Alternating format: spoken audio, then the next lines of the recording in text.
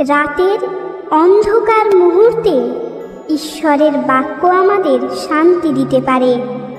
ঈশ্বরের বাণী সব ধরনের উদ্বেগ বা দুশ্চিন্তা থেকে আমাদের মুক্ত করে।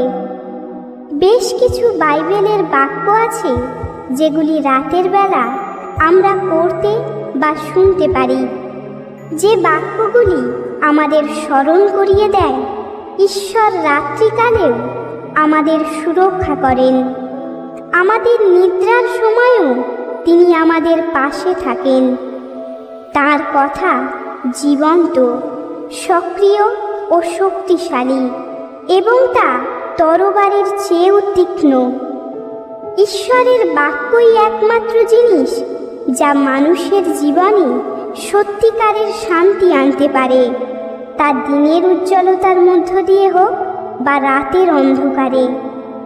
আপনি যদি এই মুহূর্তে নিজের পরিস্থিতিকে একটি কঠিন পরিস্থিতি বলে মনে করছেন, কষ্টের মুহূর্ত বলে মনে করছেন এবং এখনও এই রাতে ভয়, চিন্তা বা অত্যাধিক ভীতিকর অনুভূতির সাথে লড়াই করছেন, তবে এই ভিডিওর মাধ্যমে পবিত্র বাইবেল থেকে আমরা সেই সমস্ত বাণীগুলি শুনতে চলেছি যেগুলি এই রাত্রিতে আমাদের মনকে সমস্ত চিন্তা থেকে মুক্ত হতে এবং শান্তি দিতে পারবে, যেন আমরা এই রাত্রিতে সুবিশ্রাম অনুভব করতে পারি।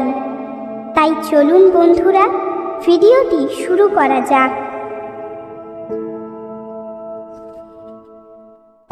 ঈশ্বরের বাক্য আমাদের কাছে নিশ্চয়তা যে আমরা যখন রাত্রিকালে বিশ্রামের জন্য যাব, তখন আমরা শান্তিতেই বিশ্রাম নিতে পারব, কোনো চিন্তা ছাড়াই, কোনো ভয় ছাড়াই।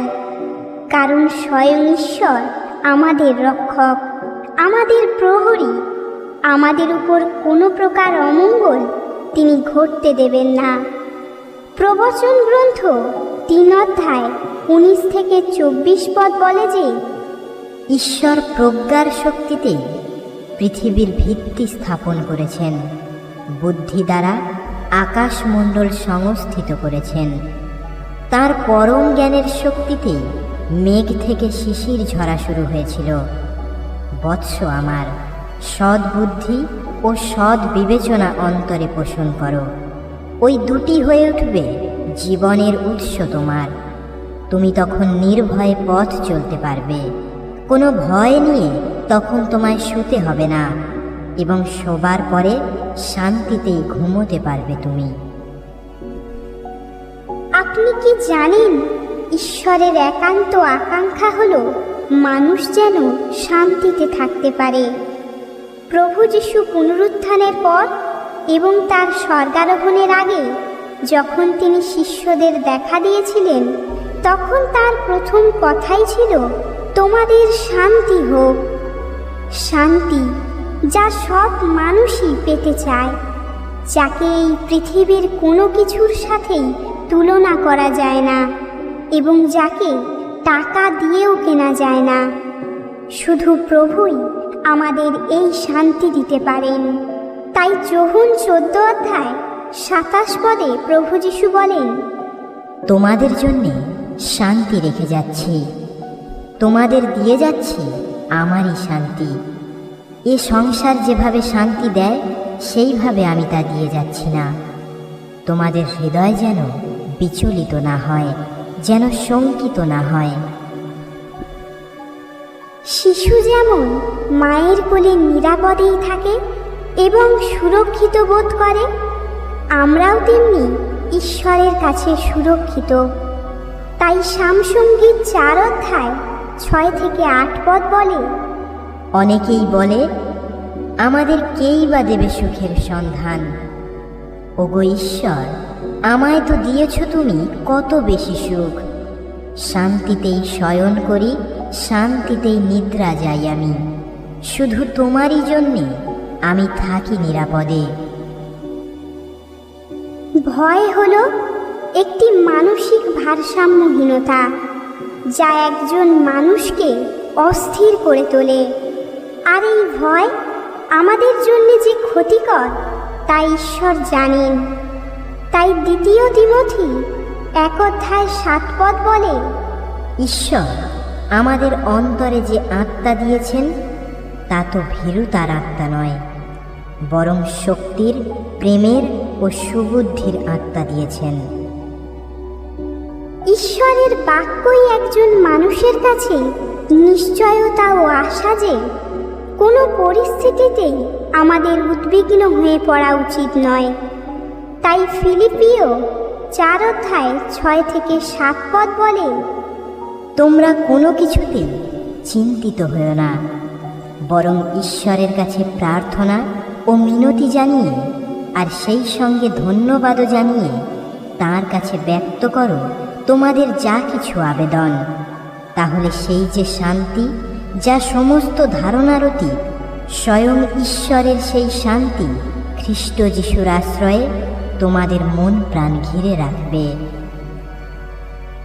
আমাদের শান্তিহীন জীবনে প্রভু যিশুর একটি বাণী সব সময় মনে রাখা দরকার, যা লেখা আছে মথি 11:28-29 পদে, তোমরা শ্রান্ত যারা, বোঝার ভারে ক্লান্ত যারা, তোমরা সকলেই আমার কাছে এসো, আমি তোমাদের দেব প্রাণের আরাম।